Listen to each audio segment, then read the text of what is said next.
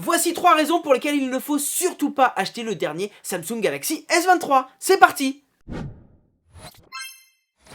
La première raison, c'est au niveau du budget, au niveau de la moula. Ce Samsung Galaxy S23 est disponible à partir de 959 €. C'est vraiment un sacré budget, sachant que ce téléphone, ce n'est pas non plus l'innovation du siècle. Il est assez proche de ses aînés, le S22 ou le S22 Ultra. Ça reste un smartphone compact très polyvalent. Je vous avais fait une vidéo avec les 5 raisons pour l'acheter, mais c'est vrai que aux alentours de 1000 €, vaut-il peut-être mieux aller sur un modèle S22 ou S22 Ultra que l'on va pouvoir trouver à 200 voire 300 € de moins. Par rapport au prix de sortie du S22, il y a eu une augmentation de prix sur ce S23.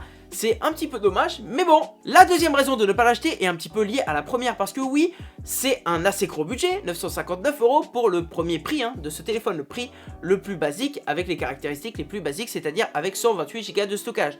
Donc vous allez certainement vous orienter vers 128 Go de stockage. Mais si vous voulez utiliser ce téléphone pour faire des photos, des vidéos, télécharger des applications, bref, dans le maximum de ses possibilités, vous allez vite remplir 128 Go de mémoire. Et le gros point négatif, c'est que ce téléphone ne permet pas de mettre une carte micro SD dedans. C'est-à-dire que lorsque vous aurez rempli les 128 Go, vous allez devoir vous débrouiller avec des clouds, etc. etc. Alors que s'il y avait simplement eu un petit port de carte micro SD, ça aurait été vraiment mieux. La troisième et dernière raison de ne pas acheter ce Samsung Galaxy S22, ça va être au niveau de la recharge rapide. Il n'y a pas de recharge ultra rapide. On a la possibilité d'avoir une recharge 25 watts en filaire et une recharge 15 watts en sans fil.